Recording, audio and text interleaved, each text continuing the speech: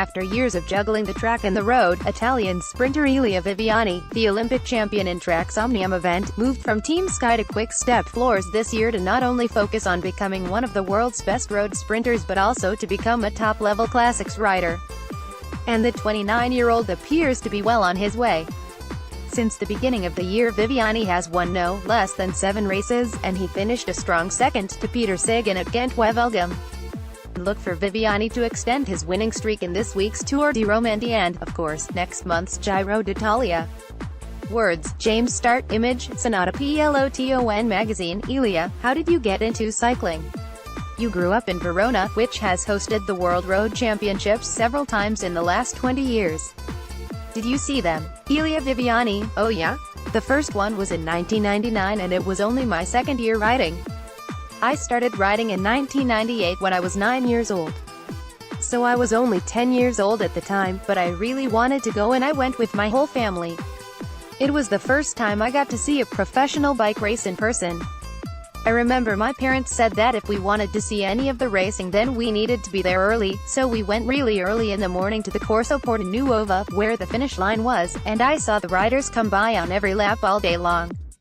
Then, in 2004 when the Worlds returned to Verona, I went again, but that day I watched it with friends and we rode our bikes up to the climb, about 15 kilometers from my home. And there was a team time trial in Verona during the 2012 Giro d'Italia. I was already a pro with Liquigas but wasn't racing the Giro that year, so I just stopped by to catch up with my teammates. Peloton. Fairly early on you were attracted to track racing and you are one of the most experienced track racers in the peloton today, not to mention Olympic gold medalist in the omnium. What attracted you to the track? Viviani: Well, I've always enjoyed both the road and the track, but in Italy, when you are 12 or 13, they really try to get you on the track and racing with single-speed bikes, etc.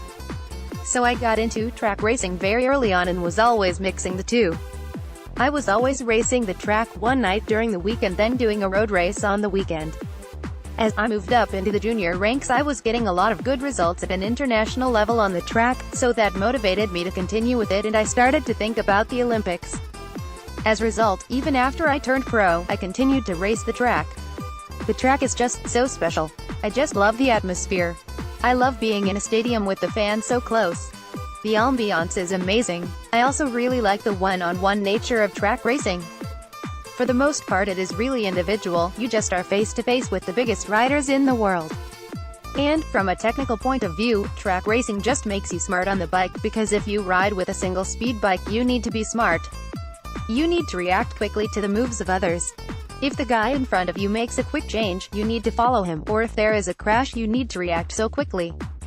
And the single-speed training on the track also really helps me on the road. It just makes me quick. After the 2016 Olympics, I stopped competing on the track at an international level, but I still use it in training. I still get on the track regularly. I just really feel I need to do some track work before a big event on the road. Before the Tour di Romandie, for example, I'm getting on the track for 3 days to make sure I have that leg speed necessary for the sprint stages. Peloton. So, until the Olympics, you were able to balance both the road and track, but now you have really committed to the road. Viviani: Yeah, I went to the London Olympics in 2012 and just came home really frustrated because I didn't win. I still raced on the road a lot before Rio in 2016. I was focused on the road but not totally, because I still had the Olympic goal in my head. But after winning gold in Rio I really wanted to focus on the road and become one of the best road sprinters. That said, I am already thinking about Tokyo in 2020, and I will probably do it again. But it will be easier now because there will be no time trial in the Omnium event. In 2016 there was still a time trial in the Omnium and I really had to do a lot of specific training for that. It took me a year to prepare for the last Olympics. The time trial just took so much preparation for me, which included putting on muscle and weight. I put on 2.5 kilos, about 5.5 pounds, in muscle mass for the Rio Olympics, and to get back to my normal road weight was really hard. It took maybe a full year to get back to my road weight. Normally, my road weight is 70 to 71 kilos on the road, but at the Olympics I was 73.7 kilos, 162.5 pounds. That is a long way from 70 kilos, 154 pounds, and I think I really needed a full year to get back to my best road condition. What I did for Rio was really extreme track training like a proper track rider. It's not like now where I redo the track to improve my road speed. It's two different ways to approach the track. PLOTON, did you do any 6-day races on the track in 2017 or did you make a total shift to the road? Viviani, I'd only did the Ghent 6-day. It's the most beautiful and it is the hardest. I really love Ghent. It's just such a big show. I really love it. PLOTON, well, you have improved a lot on the road in the past year and especially this year where you have simply become one of the winningest sprinters. It seems like you have gained a lot of road power among other things.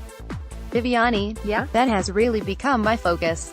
I want to be one of the best road sprinters and also to develop as a classics rider. Last year I got 9th in Milan, San Remo and won Hamburg and Plough later in the year, so I think I made a good step. And I think I have confirmed it this year. Okay, I didn't get a result in San Remo but honestly, I just had no legs for the sprint. That is the truth about what happened in the sprint for second place in San Remo, just behind winner Vincenzo Nibali. The team gave me a great lead out, but I just didn't have the legs to sprint. When I stood up on the pedals, I just had nothing in the legs. A week after, however, I came really close to winning Ghent Wevelgem, so that confirmed that I am making progress. And going to quick step floors this year has really helped make a difference and will continue to make a difference in the next few years I think. I am heading into the best years of my career and a team like Quick Step can really help make the difference. I've really been able to do the races I want to do and I have the support of the team in all of the races. The team is just amazing. Every day we go to a race, it is with the motivation to win. PLOTON, as you know, of course, when you signed with the team at the end of last year, General Manager Patrick Lefevre told the press that he thought you actually had the potential to win more races than Marcel Kittel, who was leaving the team. Those were huge words, especially considering that Kittel had just won, 5 Tour de France stages. How did that make you feel? Viviani, well, it made me proud that's for sure. And it put just a little bit of pressure on the shoulders. He laughs. But I think if you want to be a real team leader, you need to feel the pressure and not crack under it.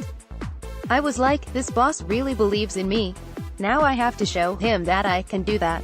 I've had a good start to the season, but I have to continue. The season is still just starting and I just want to win as many races as I can. But again, I have a really strong team around me. But for sure Patrick is happy. We've just had a great start to the season. Everybody is winning. If it is not the Classics team then it is the team in the Basque Country or something. Winning is inspiring, more winning. PLOTON, one moment where you seemed not so happy was with your second place finish in Ghent Wevelgem to Peter Sagan. Most guys wouldn't be too upset at that. But you were destroyed and could even be seen in tears after the line. Why was your reaction so strong? Viviani, you know, there are some races that you just really want to win. The Olympics were one of those and Milan-San Remo is on my list before the end of my career. And Ghent Wevelgem is one of those on that list. Okay, it is true that I finished second and was there in the final for victory for the first time in my career. But my goal is to win these big classics and not finish second, so right after the line I just really thought that I had missed a great chance to win a big classic. I have finished second plenty of times in my career, but that one really hurt. So now I just have to come back stronger. PLOTON, are there any other races on your wish list? Viviani, haha. Well, one rainbow jersey on the road or track. I have never won a rainbow jersey, never in juniors or U23, never on the road or on the track, so I really want to win a rainbow jersey at least once. I would say that Milan-San Remo is my big goal. That's the one. But yeah, I also really want to wear the rainbow jersey at least once in my career.